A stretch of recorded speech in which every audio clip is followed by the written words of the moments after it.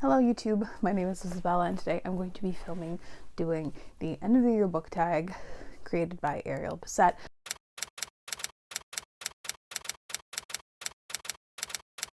I have literally done this tag since starting booktube, like every year for multiple years, so I had to do it again. Even if it feels a little bit late and I only have 2 months of the year left to discuss my plans, we're gonna do it. And this video is very short, or should be very short. So yeah, let's do it. Again, created by Bissett. I'll have the proper links down below. There are 6 questions. Let's do this. Question number 1 is, are there any books that you started this year that you need to read by the end of the year? And not really. I don't tend to like temporarily DNF. If I DNF, it's a hard DNF, and that's pretty much it. But I have a book that I've included on many TBRs that I haven't actually started, but like I should have already read it by now. So I'm going to talk about that. And that's the Encyclopedia of Early Earth by Isabella Greenberg. Was supposed to read it, was definitely supposed to read it in October. And I've owned this for years. So I'm going to choose this. I am desperate to finish it by the end of the year. We'll see if that happens. It's a graphic novel. I've owned it literally for 5 years. It's high time I read it. And I've heard nothing but great things about it. So yeah, this is my sort of cheat for this month, but you get it. The next question is, do you have an autumnal book to transition into the end of the year? And again, I always skip this question. I don't actually know what it means.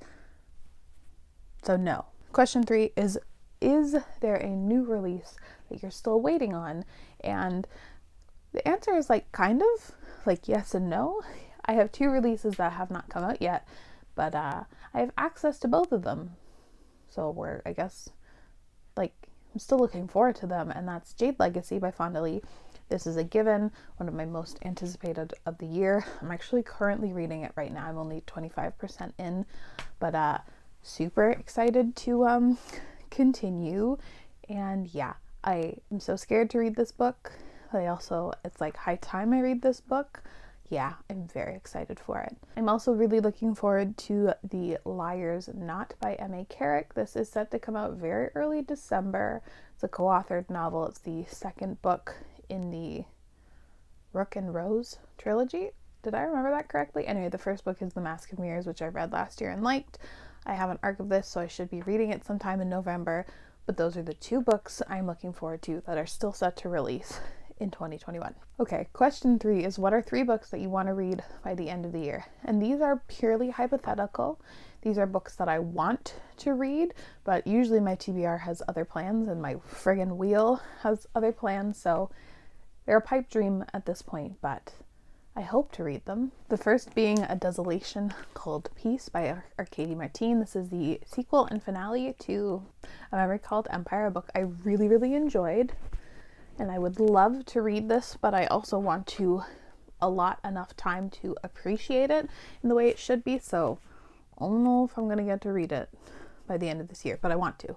I also really want to get to Wrath by John Gwynne. I don't own this yet, but I just finished Ruin in October and really enjoyed it and want to finish the series out before the end of the year, but this book is chunky. I don't own it, but I do really want to finish out this series by the end of the year. And the final book that I would like to get to, but I highly doubt it, but that would be The Silvered Serpents by Roshni Chokshi. I pre-ordered this book last year and didn't read it. What's the point in pre-ordering it when it's been out for a year, Isabella, and you still haven't read it? But I would like to read this. I want to know what's up with these characters. I liked the first book, didn't love it, but the finale also is coming out this year, or has come out, and I want to complete another series.